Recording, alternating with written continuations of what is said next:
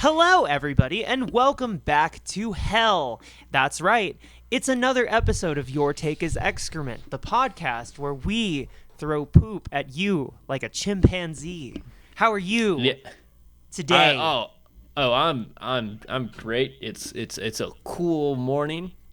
Crisp morning. A crisp. I was trying to do the David Lynch bit. It's a cool 65 degrees and the sun is not shining here. Perfect day here in in LA. Perfect day here in Colorado Springs. Mm-hmm. And as always, I am Mayleets once again. I'm Neo. You can find us on Twitter at Angstrom for me and at Nick Sears for May. That's true. We have a Patreon that you could follow us on and perhaps give us a little bit of money, maybe. Ooh, I like money. Ooh. I like having it. I like spending it. Ooh. Yeah. That's not what I do with it, though. I never get to spend money. Patreon.com/excrement. The podcast is also on Twitter at twitter.com/ your take is X. Twitter.com/podcast. We are all podcast. We made a pod. See, I saw this meme the other day that said, my 5-year plan, get my shit together. And if I don't have my shit together in 5 years, I'm going to kill myself. I saw or that. start a podcast. Well, it's like hey, if I've got plan. my shit together, I've got a podcast. Yeah. If not, good. kill yourself. Yeah. And I was like, that's pretty much where we ended up. We decided to make a podcast. God damn it. No, but today, as you have seen by the thumbnail, we are doing the Cursed movie, the ultimate Sigma Cursed movie. For the last episode in the Sigma season, the fans have spoken. We're going back to our normal shit. Yeah, we're doing some weird shit after this. This was a nice little frolic. We're doing the Joker. The Joker, baby. We live in society. Sigma movie. I know we have talked about Jared Leto being in every Sigma male movie, but he's all right. Can we talk about how Joaquin Phoenix is just the ultimate Sigma male? I mean, yeah, pretty much. I mean, like, is he not? Is he not like the ascended Sigma male? Males. The ascended Sigma male in Inherent Vice. Oh my God, you're right. I'm surprised. And Her, the movie Her. Have you seen that? No, I haven't. But I'm really surprised we gotta watch incels haven't hopped on Inherent Vice. It's because they don't understand Thomas Pynchon. That's fair. Get wrecked. Get wrecked. And also, they don't understand the glory that is Joanna Newsom because they're stupid. Listen. Okay, a couple of things. I have a couple of things to say before we get into the actual podcast proper. So Isn't Joanna Newsom married to Andy Samberg, bitch? Yeah. Yeah. Life is a fucking flat circle. Anyway, okay, I have a couple things to say. The first thing is I'm going to warn you now. If you're at home and you really liked the movie Joker and you were like, this movie was very good, I'm going to tear it a new asshole, which is a terrible thing to say, but for lack of a better term, that is what's going to happen. And listen, I'm of the mind that I might have a fairly decent argument as to why the movie's bad. So if you want to continue liking it, obviously I'm not going to tell you that you're a fool for liking it, but I am going to say this episode is going to upset you if you liked the movie Joker. And I feel that warning is silly, but based on how fucking heated everything got about this movie, I got to bring it up. And this is not me saying like, listen, I just want to trash the movie. I actually have an argument, okay? But so we'll get there. The second thing is people keep asking me. They say, hello, you need to make a season about Femme-cel movies or movies that exhibit toxic femininity. This is something that I keep hearing. It's in the comments, it's on Twitter, everything. So I figured I'd actually address this. Someone said, okay, well, when you do your toxic femininity Femme-cel movie season, I would recommend that you do these movies. And so these are the movies that I've seen most commonly listed. Gone Girl. Gone Girl is directed by a man. I understand Gillian Flynn wrote it, but it is directed by a man, and it exhibits all the symptoms of being directed by a man. It is basically, like, from a male perspective, the perspective of a conniving, crazy woman. So, like, I don't think you can really argue that that's a Femme-cel movie. The next movie that is very often called a Femme-cel movie is Antichrist. Now here's the weird. Listen. Now hold up. Now here's the weird thing about both Gone Girl and Antichrist, and the fact that they're frequently referred to as Femme-cel movies. Both of these movies are about women who can get laid. It's about women who get laid too much. So the whole Femme-cel thing, isn't it about people who aren't getting laid? Isn't it? Am I taking crazy pills? Listen, and also Antichrist, directed by a man. So not only directed by a man, directed by Lars von Trier, a fucking sadist. I'm just gonna. Oh yeah, yes, 100%. So, like, I think a lot of people talk about Femme-cel shit, like, well, and I think it's literally just good, like, decent movies with women in them usually. But like not moving on beyond the movie, like the Femme-cel term, I think is just something incels use to try to demonize women. And yes, we might be incels, but there are also like these fucked up girls who are just like us, and it's exactly I'm not saying there isn't toxic femininity, but I think that trying to say that there's a Femme-cel problem that is even remotely on the same level as the incel problem, I think is just kind of, it's just kind of like, and I'm not trying to like say that whoever's recommending this or using this term is part of this, but I think it is giving credence and weight to how 4chan wants us to see things, and right, versus how they actually fucking are. I will be rotting in hell before I give 4chan any of my credence. That's all mine. Exactly. Well, so here's my next argument. People be talking about toxic femininity. Now, the reason they bring this up is because I have prior said that films exhibit toxic masculinity. Listen, toxic masculinity has been talked about to death. It's not that complicated, it's not that surprising, and it's not that new. It's old, like, feminist, like, talking points that have been around forever, that have already basically accepted themselves inside the cultural zeitgeist. And also, the amount of people that just genuinely are doubling down on these toxic traits is literally what this season of the show is about. Now, toxic femininity, whenever I'm at, like, I find that the way you destroy this argument is literally by going, what is toxic femininity? Like, if you just ask the person, what is it? And they'll usually be like, well, it's like when women, like, control things, and you can't trust them because they lie. And you're I don't know. Oh, you're just doing a misogyny. I don't know how to explain it. Here, Jordan Peterson explains it really well. Yeah, and watch this Andrew Tate video on women. It's like, exactly. And you're like, there's this thing, and I swear this is going to tie into the episode.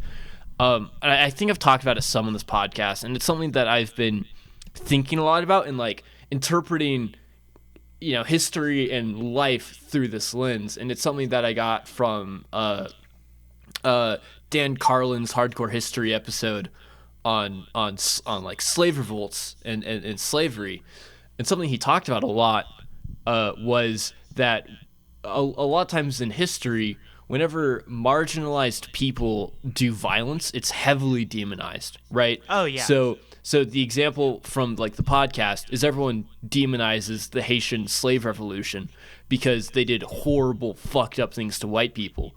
But something he talks about, and something that like that French philosophers were thinking about as they're watching their government manage Haiti, is they're like, we are pushing these people so fucking far, and whenever this karmic snapback comes, they're going to fuck us. Like, it's like the karmic snapback of our actions on this island are going to be like above and beyond.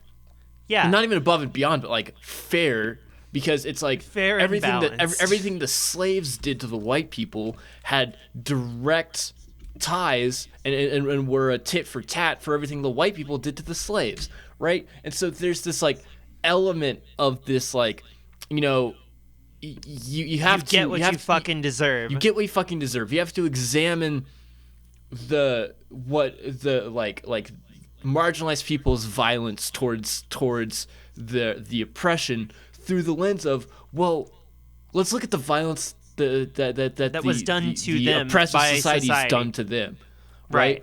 And once you look at the dichotomy between those two, you can actually judge. It's like, okay, well, in the macrocosm, was this violence justified? Even if it's like, oh, in the microcosm, like a person does this to someone else, who like, it's like maybe you can argue that's not justified. But if you look at it in the macro of like, well, look at all this shit that's been done to this to this marginalized people, right? And then you look at the reaction, it's like, damn, you know, that's fair. So it's like, oh, these crazy feminists want women only spaces, and it's like, well, yeah, because they're tired of being raped and talked over and mistreated and annoyed and having to constantly defend themselves, because like whenever they say like, yeah, society is hard on us, everybody in like white male society usually is like, actually it's you, and they're like, well, yeah, all right.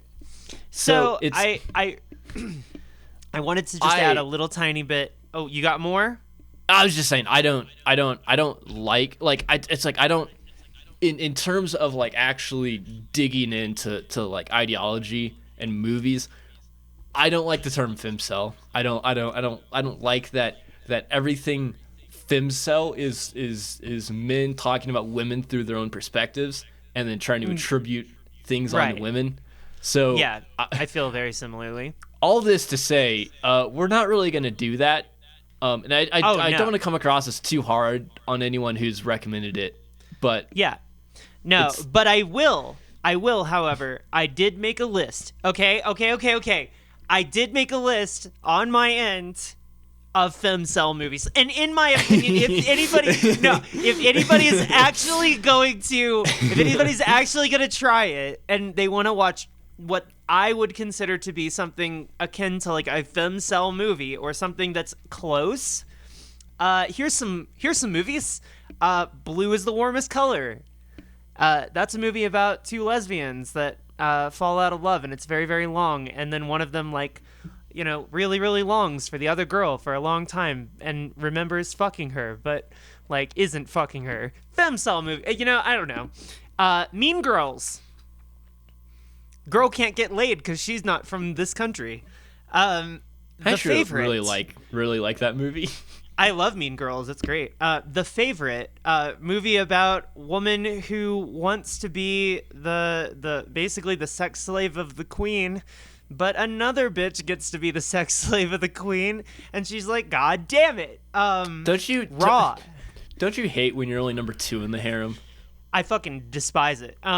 Raw. A woman goes to college and goes, damn, I really want to get laid. But the metaphor for getting laid is cannibalism. Ingrid goes west. Literally, woman on Instagram going insane, finds a woman, obsesses over her, and then like pretty much doesn't fuck her, but really wants to. Okay, I saw this online, Cam, but the weird thing about Cam is like Cam is a movie about a woman who's doing like basically camming, like sex camming online. Yeah. In so much so that she's just not, she's not really getting laid. She's kind of just like alone in her apartment and only talking to weirdos all the time. So it kind of like begins to rot her mind. So that one counts. The Love Witch. This is a woman that wants to have sex with men and wants to fall in love with men, but finds that they're all unfortunately too weak. So she never gets to be satisfied. Mulholland Drive. A woman is so in love with another woman that she has a 3-hour-long dream about her and then kills herself. I think David Lynch is the only director I trust to want to write a movie about women. I know, right? I trust him to do this. The Handmaiden. 2 women are unfortunately sex slaves to people in the government, but they really want to be together, so they have to like devise the secret crazy plan so that they can be together. Chungking Express. Woman breaks into man's apartment to clean it every single day while listening to a song about their dream life, and then never fucks him. Didn't we watch that movie? It's my favorite movie, or one of them. Isn't that dude a cop? Yes. Yeah, we totally watched that one. That movie is fucking nuts. Midsummer. Like, woman decides, no, I don't want to fuck my boyfriend. I want to join a white supremacist cult. Colossal. Woman is too drunk to fuck, very literally. Like, there are men in her life, but they're all shitty. So she just gets drunk, and then whenever she gets drunk, she turns into a giant monster and destroys Korea. Perfect Blue, that's literally the movie, by the way. Perfect Blue is literally Black Swan. And Black Swan is also kind of a Femme-cel movie about women who really want to fuck but can't. And Perfect Blue is basically about a woman who's terrified of herself and also all men. So therefore, she's not getting any. So there you go. There you go. There you go. There's your fucking Femme-cel season. I speed ran the fucking thing. A great list. The ones that I have seen on that list I liked a lot. Yes. But I'm going to segue into something totally relevant before we actually hop into the meat and the potatoes of this podcast. Have you been following What We Do in the Shadows? No. They have an episode where Nandor finds a genie's lamp and he wishes for all of his wives to be brought back from the dead. Mm-hmm. And there's a bunch of dudes. And Guillermo's like, wait, who are they? And Nandor's like, oh, they're my boy wives. I have girl wives and boy wives. Oh my god, yes. Oh my god, yes. It's really good. Oh my god. Anyway, what bitch on earth doesn't need a boy wife? It's my favorite bit in How I Met the Shadow. It's just Nandor's like, yes, these are my boy wives. My boy wives. Okay, so today, as we said, we are talking about the crowning jewel of incel movies of the last couple of years, and the reason I say that is because it became a fucking thing. It was the point of contention. It was the one where everybody came out with their baseball bats and beat the shit out of each other in the fucking parking lot. It was like, on one side you got clown boys, and on another side, you got feminist clown girls, and they're just fucking going at it. But the weird thing was, like, also they did this like flipping of the script thing where the left tried to kind of take this movie back and be like, no, this movie is about like social issues and how those social issues lead people to a place of isolation, and then they turn to violence, and then their violence is very justified because the people in society are shitty to the mentally ill and all this shit. So basically this movie absolutely took a big long dive off of the highest diving board directly into concrete, like just right into a brick wall. Like everybody on Earth was talking past the movie at the same time, and because of that, it almost felt like for a while like no one had actually evaluated it. Like no one, because everybody was debating all these other microcosmic issues about it and where this applies to all these things. Meanwhile, like this is very literally like what the intent of the movie was. It was not. I make the argument that the movie was not intended to actually do anything about all these social issues, bring any of these things to light, or change anything, change minds, change hearts, any of that shit. The entire purpose of the movie was to bring these things up, bank off the fact that everybody was pissed about that and confused, and then just kind of fucked off. Mm-hmm. And that's kind of my surface level take on Joker. I think I agree mostly with the take. I think we're gonna have different outcomes from a lot of the same like opinions of the movie, but before we get too much further, just to describe the movie for the 3 people who haven't seen it, real quick before we get too deep, did we do advertisements? Oh, we like to Totally blanked. Totally forgot about it. So we'd like to, let's just do the ad break now, and then we can like splice in some shout outs. But we have to shout out to our sponsors, hashtag iHunt, and made by Machine Age Productions. It's a tabletop RPG. I don't know if anyone else saw the test material for the new edition of D&D came out, and I think it doesn't look good. That's my humble opinion. It just looks bad and it's disappointing. And so, and they've talked about how they just want to like replace 5th edition with this, and in a way that's like they don't want any more additions. So in a way that's like they kind of want to make the active zeitgeist of D&D worse, which is really weird. So if you don't want to be in that, go buy indie RPGs who make good shit, like hashtag iHunt. So just kind of bail out as D&D gets weird and and like even more capitalistic. Like anyway, it's a whole thing. There are many ways to play role play games. We can totally do it. Go play hashtag iHunt instead of D&D. All right. Easy peasy. Good easy choice. peasy. And while you're playing hashtag iHunt and not D&D 1 or whatever the fuck they're calling the new edition, you don't want to be just like in an empty kitchen without anything to look at. You want to have some pimpin' badass abstract art covering all over your walls. All over. Just smother your walls. Drown yourself in abstract art. Luckily, Ambient Dream Studios can do that for you today. Absolutely. At Etsy. At Etsy. So go check out Ambient Dream Studios. It's great. Their stuff's awesome. I have a little thing of clouds with eyeballs on them. I love it. It's great. Go check it out. Also, go check out our Patreon, patreon.com/excrement.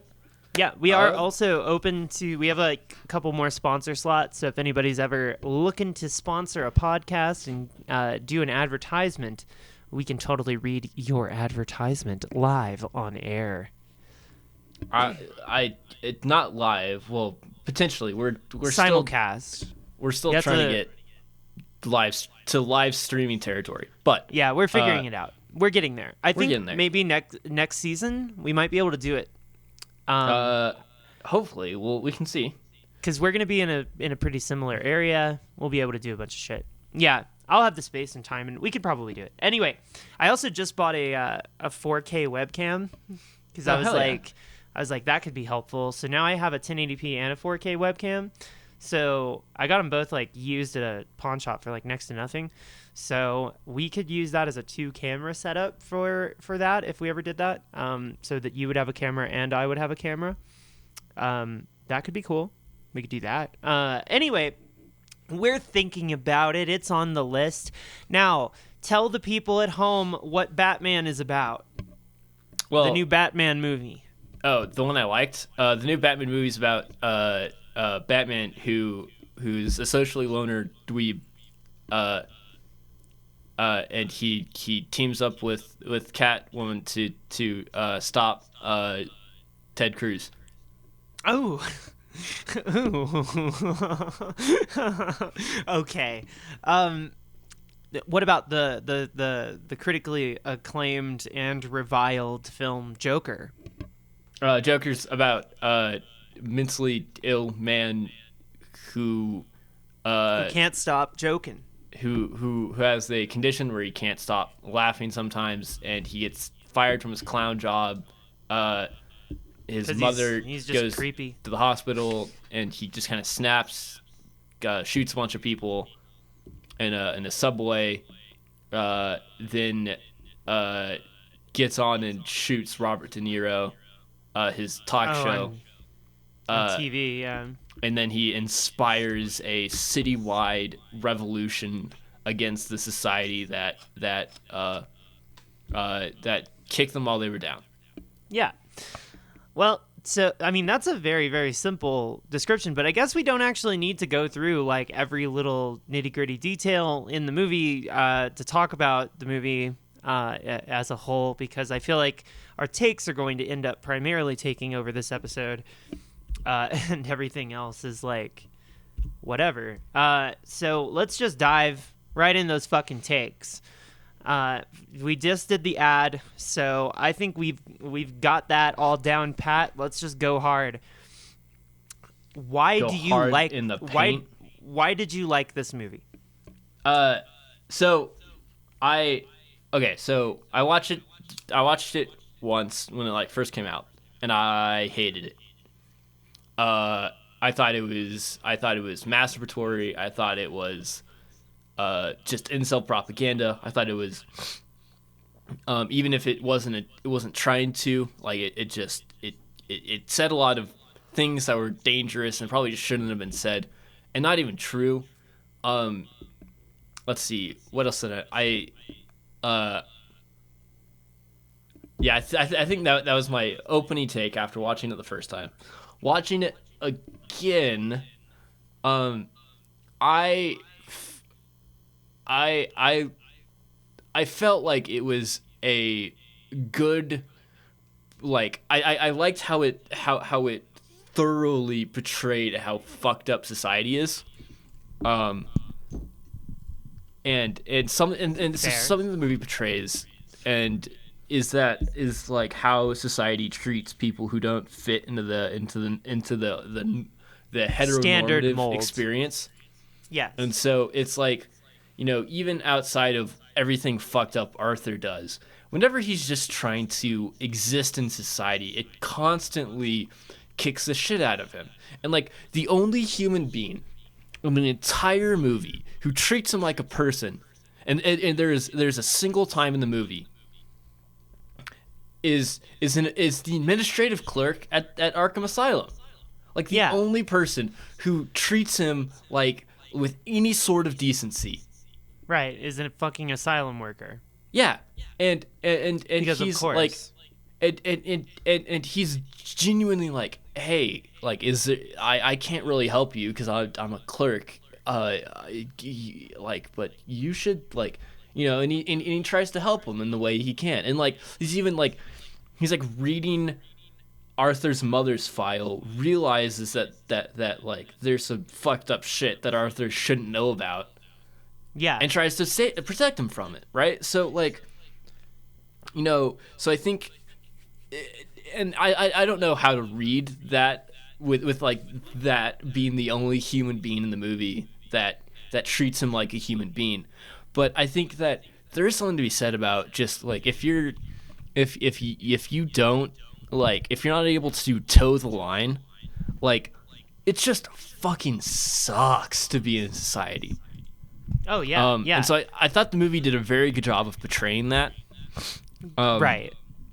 I think credit where it's due. I think I appreciate an attempt better than a decent result. at times, and so I feel like there are elements of this movie where its heart is so in the right place that I don't really have too much negative to say about it. Have you seen The King of Comedy? I am not. Okay, it's a Scorsese movie about Robert De Niro becoming the Joker and kidnapping somebody on live TV. It's Jerry Lewis in the movie, but the movie is basically this movie. It Right. is almost entirely this movie. They even both wear red suits. Uh, it's very strange. And also all the Scorsese Taxi Driver kind of vibes. Like, there's a lot of things that the movie kind of like lifts and references but tries to repurpose. So like one of the things with Taxi Driver is like it's exploring somebody's PTSD reaction and how they get this kind of weird fucked up savior complex and they feel like they need to save the world. So they react violently towards, basically people who are just kicking it. So this movie, he kind of gets this place where the world, it feels like the world keeps putting the gun in his hand. You know what I mean? Like his coworkers, they put the gun in his fucking bag and shit. They just like the world just keeps handing him the gun, and he's just like, well, the fuck do I do? And so at the end of all of it, he just kind of laughs it off and accepts what he views to be his destiny, which is to be violent because the world keeps putting the fucking gun in his hand. Mm-hmm. And like I appreciate that a lot. If there's one thing to appreciate in the movie, it's that. Also, on an aesthetic level, I have to say the good things. Shot well. I mean, but what does that mean? What does a movie being shot well mean? I think the movie serves its purposes on a visual level. It makes me feel like shit. I like how it looks. I think generally Joaquin Phoenix is fantastic, as always. I think actors often get bad raps for movies that people didn't like, and I think that Joaquin Phoenix definitely took some of the brunt of the reaction to this movie. I think that was unjustified. I think he's a great performer, and I think he was just kind of doing his job in portraying this character very, very well. His performance is more nuanced, I think, than even the movie's approach to itself. So credit where it's due. I think he's fantastic. Now I'm gonna shit on it. Is that okay? Yeah. Well, I think that.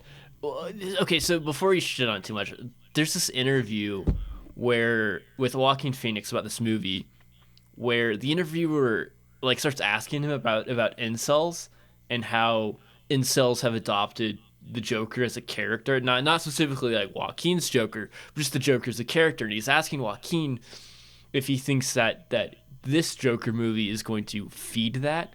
And Joaquin's like, what are you talking about? And the guy's like, yeah, a bunch of like right-wing extremists who hate, like misogynists who hate women and do terror attacks, like using the Joker as symbolism, really like Joker stuff. And is this movie going to feed into that? And like, there's this moment of like horror in Joaquin Phoenix's face. Like there's this moment of him realizing like what he's done. Yeah. And it's I feel so bad for the dude because he's just trying to do a good performance, and like this movie is damned by the incels, and like anyway that's just what I wanted to throw out about Joaquin. Okay. As I said, I think he's generally a good dude, so I don't feel like he deserves the shit that the movie got. But all right. And I mean, whatever, though, because, like, fucking Academy Award nom, there's a lot of shit. So, also, on some level, there was an appreciation for all of this, so we can't say it was underappreciated. All right. So, I want to talk about Todd Phillips. Do you know who Todd Phillips is? No, I do not. I think it's Todd Phillips, yes. Todd Phillips Joker, yes. Okay, so Todd Phillips is a weird dude. He's a really weird dude. He's a really weird dude, with some really weird and kind of fucked up ideas. And I don't really know where to start. So the thing is, this movie, Joker, is the product of a long, sordid career of making very, very spooky decisions. So let's do that. His first film, in 1993, the year I was born, he went to Dallas, and he filmed Hated, the Gigi Allen and the Murder Junkies documentary.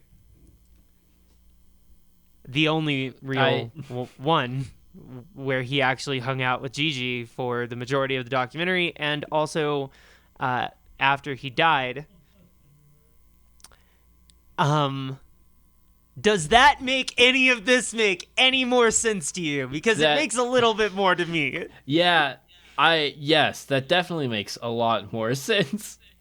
Okay, so that was his start. That was his first directorial feature, and it was a documentary. So I would say that Joker is a byproduct of pretty much his whole career. And if he started with documentaries about people that were on the margins of society, basically decided to go ape shit, and then his idea was to try and empathize with the guy going ape shit. And the fucking weird thing is that Gigi Allen and Joaquin Phoenix's Joker have a lot in common in a weird way. And I think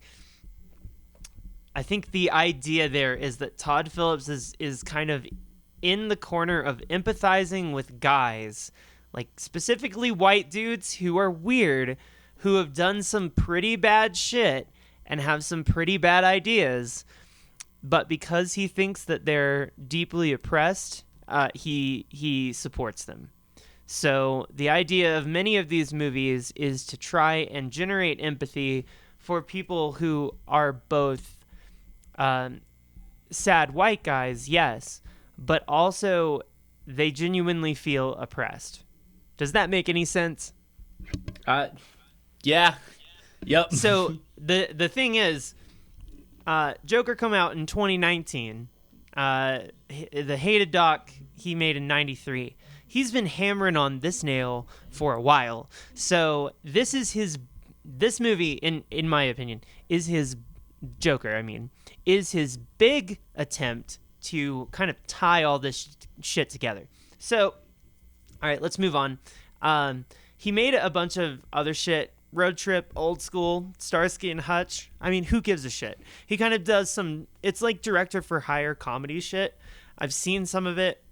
I've actually seen all those, but I'm not a huge fan of those, and I don't really feel there's an awful lot that's notable about them. Road Trip has Tom Green in it. Tom Green is a good example of insane white guy who's like on the margins of comedy. So of course he's in it. So that kind of sort of makes sense. But anyway, so The Hangover. Have you seen it? The Hangover? Yeah, the one where they get drunk and there's Mike Tyson's tiger and the guy's on the roof the whole movie. Yeah. Okay, that movie aged weird. I'm just gonna say that out loud, and the reason that it aged weird is because it's a lot different than you remember it. So I think what people remember when they think of The Hangover is they'll remember like Zach Galifianakis' funny one-liners, all the bad shit that kept happening to Ed Helms, all those funny pictures at the end, and how it was all kind of weird and raunchy, and it was like a new version of comedy. It wasn't ha ha ha, this is really really funny comedy. It was funny strange, situational comedy. You know what I mean? Like I've never sat in a room with people and watched The Hangover and people laugh. It's more they just kind of look at the movie and they just kind of smile and nod, you know, like remembering some sort of nostalgic experience they've had where they got too drunk and something crazy happened. I don't know. But here's the weird thing about the Hangover. The Hangover is explicitly a movie that is trying to generate empathy for Zach Galifianakis' character. Zach Galifianakis' character in that movie says a few key things. One of his key things is he says that he's mentally ill, suicidal, and shit like that. And, you know, is kind of the weirdo of the family. So he follows the stereotype of Todd Phillips making movies about, you know, marginalized white guys who people are kind of afraid of because they're mentally ill. But then he does say at one point that he is not allowed on a playground because he is a sex offender. The movie passes over this in an instant, and I don't I see, this is what I mean about it aging weird, right? Because like maybe there's a part of you that's like, I don't remember that. It's in there anyway. He then also went on to make The Hangover Part 2 and 3, one of which is about somebody getting AIDS from a trans woman in Thailand, and which, you know, that's fine. And then and then like I don't know, the whole bit of it is just like brushing over the fact that some of these things, like, they'll say that they've done awful shit in the past, but then they will assume once again that they deserve empathy. I'm going to call this the folly of assumed empathy. Assumed empathy is basically when a filmmaker thinks that a character is like them, and therefore they don't really actually need to put any like valuable things in there about them being a good person or them caring about being a good person or their ethics. They just assume the character already is a good person because they themselves view themselves as a good person. So Due Date is a movie that he directed. Due Date is completely unnotable. There's nothing to say about it. It's a road trip movie where Robert Downey Jr. drives across country with Zach Galifianakis. You've seen movies like this. But there is a weird scene in the movie. One weird scene that I always remember is a scene where Zach Galifianakis is like, okay, good night, I'm going to go to sleep. And then he just pulls out his cock and just starts jerking it in front of Robert Downey Jr. And then like when he's like, hey, can you don't do that? You know, it's like very clearly sexually not okay. And I understand that this is a joke, but why would you put that on your character? Like, why would you then go, okay, and now we introduce the concept of the character being kind of a sex offender? Mm-hmm. Like, why? And it's because, like, weirdly at times he tries to make these things tolerable. He's like, well, you care about this character, so if he's a little bit of a sex offender, I mean, like, whatever. So let he who is not Sid cast the first stone, am I right? Oh my god, exactly. He's like, guys, we're all like this, aren't we? We've all done a little bit of statutory, right, fellas? Fucking Jesus. So, and then there's War Dogs, which is a movie, admittedly, I didn't see because I don't like his movies generally. I watched it. Is it about marginalized weird guys who jerk off in their car? No, it's about two. Because that's typically what he tries to do. So I haven't seen it in 5 or 6 years, but it's about two dudes who like can't figure it out in life, and they find out that if they become small-term arms dealers, then that'll make them a lot of money. Okay, so it's kind of weirdly pro-capitalist. It's pro-capitalist and also pro-arms dealer in a way, but all right. Well, that's great. Let me make sure. I think that's the movie I'm talking about. Jonah Hill is in the movie. Dogs. Yeah. Yes. Yep. Okay. Well, so that brings us to today. Now, with all of that context, Joker is a movie that starts off with Arthur, the main character, dressing like or dressing like a clown, and holding a sign. And then immediately a bunch of inner city youth, like kids that are not explicitly coded to be white, come up and break his sign and fuck up his day. The implication there being that white people are mistreated in society. White guys are mistreated in society. So he goes to his employer and is like, well, the inner city kids, they hurt me. And the boss, while probably very deeply racist, was like, this is somehow your fault because I don't want to fucking deal with it. Because that is unfortunately how the world treats shit like that. It's kind of fucked up, but that's fairly accurate. But then he finds out that all of his coworkers are secretly conspiring against him to make him look scarier than he already is. So that's 3 people so far that hate him and make his life shitty for literally no reason that's valuable to them. The inner city kids gain nothing by beating him up and breaking his sign. His boss gains nothing by demanding that he deal with the sign. I mean, the sign was for a going out of business sale for a business. They're going out of business. They don't need a replacement sign. Yeah. Who gives a shit? And then all of the other employees, instead of them worrying about their own lives and their own livelihood and their own hardship, are worried about fucking him over, even though they benefit in no way whatsoever from that. So then he talks to his psychologist, and he's like, problem, need medication. And then the psychologist person is like, I work for the government. I don't give a shit. I'll do whatever you want, but I'm not going to give you what you want. And there's nothing you can do about it, and you can get fucked. And he's like, but if this happens, then blah, da, da. And she's like, well, nothing I can do, and I'm not even going to try. Pretty much, is the energy. She gains nothing by being a shitty psychologist. And I understand that the psychologists appointed by the state are probably not the best, but it goes beyond her not caring about her job. She's intentionally being malicious at times. And the intentional maliciousness that Arthur experiences from the world makes no fucking sense. And it almost entirely comes from minorities.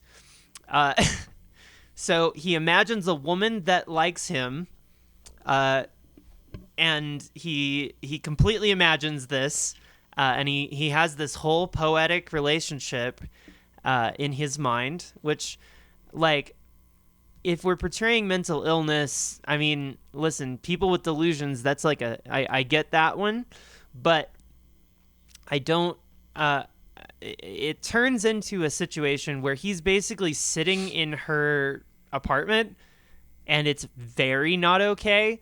But because we are led to this point of empathy where it's well, he imagined this whole relationship with her, and it was so poetic that how could he not, know? And it's if the only thing that could portray to me is the horror of being inside his mind. It has nothing to do with society whatsoever. That is not society oppressing him. That is his mind literally making his and the women around his life a nightmare. Mm-hmm. So this is after he killed his mom with the pillow. Of course. Yes, which, as you know, a good thing to do. To deal with your anyway, so the next thing I want to say about it is, I'm going to tie all this together now. Assumed empathy is this whole, well, I'm a weird white guy. I experience mental illness, and I have had bad interactions with psychologists. I've seen kids beat up on people sometimes. I've worked in a job where it felt like everybody at the job was conspiring against me, just because I was different. So I'm just going to tell that story and assume that the audience is going to empathize with that. But the thing is, when you take your fist and you beat up on a puppy, does that make you empathize with the puppy, or does that make you sympathize with its pain? Do you know what I mean? Mm-hmm. There is a huge difference between empathy and sympathy in my mind. And instead of going, yes, I've experienced what Arthur has experienced, and it has affected me too, it's going, feel bad for Arthur because his life is harder than yours. Right. And then with that, his life is harder than yours, they excuse his behavior for the majority of the movie. And as it is a villain origin story, the movie does everything it can to avoid the moment where he does anything villainous. And then when he does do something villainous, not only is it something that they claim is justifiable, and to an extent, there are elements of it that are justifiable, but the movie is not nuanced enough to understand what those things are. What I'm saying is, this movie has not read Derrida. And real quick. Then when it gets to this big leftist thing where everybody like stands behind him, the only thing that tells me is that cynically, Todd Phillips believes that if he does this movie with this bullshit non-empathy thing where we make everybody feel bad for white guys, then everybody's going to stand up and accept the movie as some leftist thing and then use it as some sort of, reason to do a revolution or some weird incel thing, and they're going to use that as a reason to be violent. So, like, the cynical implication is that the world is looking for an excuse to fight the rest of the world, and Todd Phillips is absolutely okay with his movie being just the thing that gets people fighting, and it doesn't actually matter why they're fighting. Does that make any sense? That does make sense. I just wanted to say real quick, you brought up Derrida, and Yes. I just want to throw this out on the internet. Someone, one of my coworkers told me that if I read Hegel and engaged in Hegelian dialectics, I would see that being a centrist is truly the best political stance. Interesting. Anyway, I just wanted to throw a mind flashbang out there. Yeah, sometimes those that are very smart are very stupid, you see. And as evidenced, Todd Phillips in the film Joker. No, but so I know that is a very long argument that I just made. But the thing is, Todd Phillips as a person and as a director is not necessarily the kind of person that I would attribute any of these like supposed revolutionary ideas to. I don't think he truly knows the experience of being impoverished, at least since he made successful movies in the year 2000 and has been assumedly fairly wealthy since then. And that's 19 years between the start of his success and Joker. Things changed, and his understanding of poverty has probably also changed. And like his version of it is both weirdly what he assumes to be modern and also very 70s. So throwing it into a movie that looks like the 70s is like, yeah. But Travis Bickle, right? To return to Martin Scorsese. Like Travis Bickle never had a moment where a kid and a couple of brown kids on bikes came up to him and fucked up his sign and he got fired or some bullshit. That didn't happen in the movie. Like he lost his mind. Like his own thoughts and his ability to continue his job is what drove him nuts. It wasn't him losing his job. It wasn't him having a shitty job. It was his monotonous experience of doing the job and having bad thoughts, and that just sort of perpetuating itself to a point where he took action about it. Like, the relationship to work is not one where it's like, oh no, am I going to lose my clowning job? Or is it more like, oh no, this job is going to make me go insane. Mm-hmm. That I feel is way more accurate. So in a weird way, the movie doesn't really talk about capitalism. It kind of does, but like not really. Only sometimes. Only when it wants to use it. And I think that's maybe the thing. The movie only really ever brings out anything that could potentially affect a human being, like in their situation, when it's useful. And in that way, I would say that this movie comes across like a movie the Joker, the character from comics, would make to make people like bullshit sympathize with him. Right. Like, So it's a reflexive film. Continue. I was just gonna say. So what you're saying is the Joker film is so 4D chest brained that it's a movie about the Joker that's made by the Joker. Yeah, it's literally made by the Joker. So the fucking weird thing is like, Todd Phillips was perfect to direct this movie, but in order for that to be true, the movie kind of had to be bullshit. Right. Like, because he's a bullshit artist. Like, he sells people this idea that white guys are marginalized. That's his whole bit. He's been doing it forever. So when people say that this movie represents Sigma male ideas, I don't think that the movie is like out here arguing that being an incel is good. I don't think that the movie is out here arguing for a revolution. I don't think the movie is out here arguing for fucking anything. I think the movie is simply representing yet another attempt by Todd Phillips to make me empathize with white guys who are either violent or sexually aggressive. Pretty much.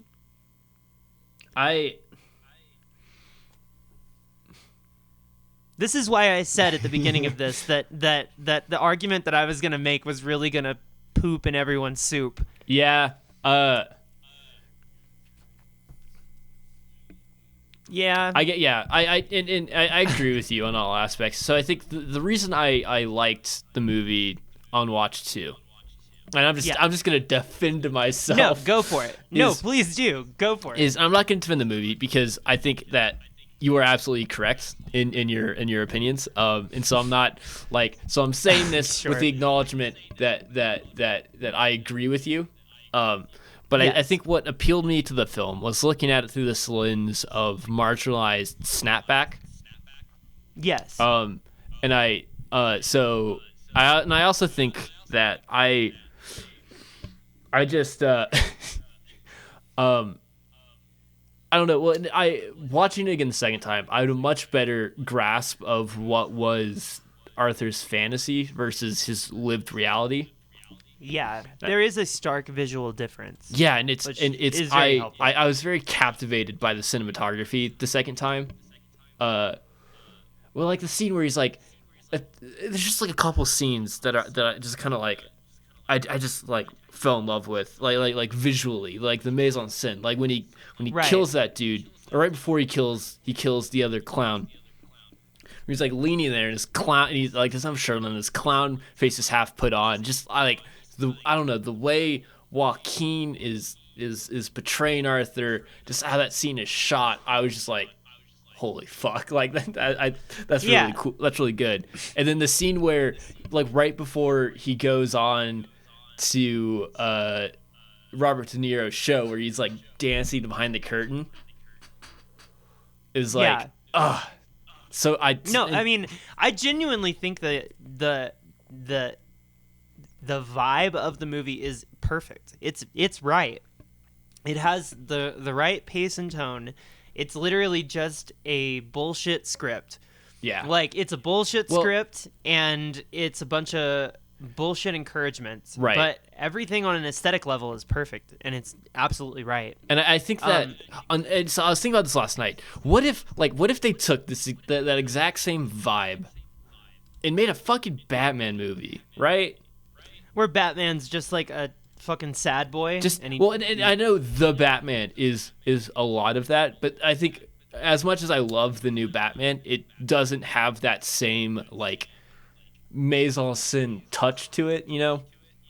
Right. Like there isn't really a scene it in just the feels like there wasn't really They lack a visual touch. Yeah. So there wasn't like the only scene that I like distinctly remember as like being in love with was the one where the Batmobile like comes through the fire and then it's like duh, duh, duh, duh, you know, and but that's because it's like, ooh, fire, Batmobile, cool, like swelling brass, exactly. you know. But at the same time, it's like if these movies want to be taken more seriously than their fanboy trappings, they actually have to apply like cinema and like more than a functional level. Yeah, but on an aesthetic level, they need to adopt something new. And so I want like a dark Batman movie that's not dark because they turned the brightness down, but dark in the like it just leans as far into the like, oh yeah, your response to trauma being you dress up as a bat and punch criminals in the face isn't healthy, right? And that is mental illness, you know, like a movie that just really leans into how Batman is as mentally ill as the Joker. Yeah, they just deal with it in the same but slightly different way. And that's why I like The Killing Joke a lot. Is at the end of the movie, yeah, because they're the same. At the end of the movie, Batman realizes that they're the same. Yeah, exactly. I've seen the movie, also the comic, like, you know, whatever. I'm not. This isn't an endorsement of the movie because it kind of sucks. But yeah. You know, it's like I don't know. So like watching this, I also like was like I really want this mise en scène and this like attitude towards and like towards the universe portrayed as like a Batman. But I think that'd be really neat. Yeah, I feel you. Well, so I've got the perfect thing to end on because we are wrapping up. Before we vote on it, I would like to quote Alan Moore. Hell yeah. I wanted to make Rorschach as like, this is what Batman would be like in the real world. But I've forgotten that actually to a lot of comic fans, smelling, not having a girlfriend, these are actually kind of heroic things to them. So Rorschach became the most popular character in Watchmen. I made him to be a bad example, but I have people come up to me in the street and say, I am Rorschach. That is my story. And I'd be thinking, yeah, great. Could you just like keep away from me, never come anywhere near me again, maybe as long as I live? I have heard that quote, and it's a great quote. I mean, so this is the difference between Alan Moore and Todd Phillips. Todd Phillips is like, you sweaty and don't got a girlfriend? Fucking, I got the movie just for you. Alan Moore is out here going, I'm genuinely trying to change them. Right. Like, I wrote this as a bad character, guys. Like, come on. So... listen, I don't know about you. I just love people trying to explain to me how Rorschach's actually the good guy of the Watchmen. Yeah, I mean, I already did it 35 minutes ago. Well, but like in a wow, I want to be just like Rorschach way. Oh yeah, God. I mean, well, like. Anyway, I've had way too many Rorschach apologists talk to me about Rorschach. I've known way too many. Yeah. Well, yeah. So all right. Here goes. Gold or shit. Vote. Are we doing away with mid? No, gold, mid, or shit. Yeah. I'm gonna say I forgot mid because. On one hand, I love the mise en scène of the movie. I love Joaquin Phoenix's performance, but I think that this movie has done untold amounts of damage to two incels, because I think that they are damaging themselves with their own ideology. Like I think they are self-destructing using this, and so it's both done damage, it's done damage to them, and then they do damage to society. And so I can't give it a good, but I like too much about the movie to say it's shit. Yeah, that's fair. That's fair. That's very, very fair. I mean, I feel like everything in me wants to call this mid. because while everything aesthetically about it is very good, while I think the paths that it wants to walk down are good, I also think that there's moments of distinct maturity that are distinctly lacking in comic book movies. So there's a temptation to suck the movie's dick for that reason. Like there's a million things that if I liked the movie, I would get right behind it and be like, yes, yes, yes, these are the things. Like, and I would fight for those things. But unfortunately, here's where I'm going to go on it. I'm going to say that the movie is shit entirely because of its uncanny ability to take things that do matter to me, matter to society. There are things that are currently affecting us, and essentially like fuck up my way of looking at that thing for a brief moment so that it can get me riled up and make money off of me. And that kind of makes me want to go apeshit.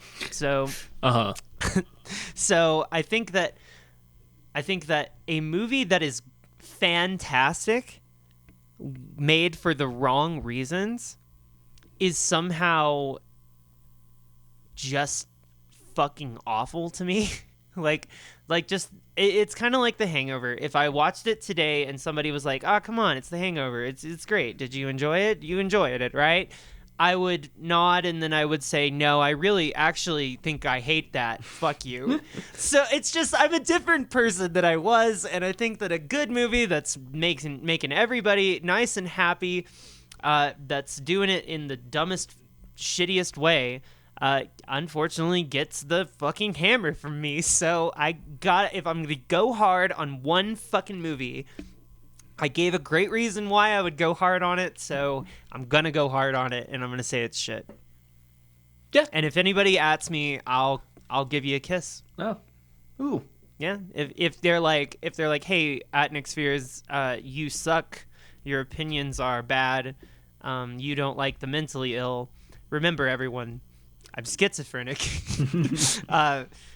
Remember that before you at me." So I guess that's that. What, do you have anything else to say for yourself? For myself or for others? All I have to say is take advantage of that free May kiss and have a great day. Have a good night. Yeah. See you later. Yeah. I'll see you on the dusty trail there, partner. Bye now. Bye.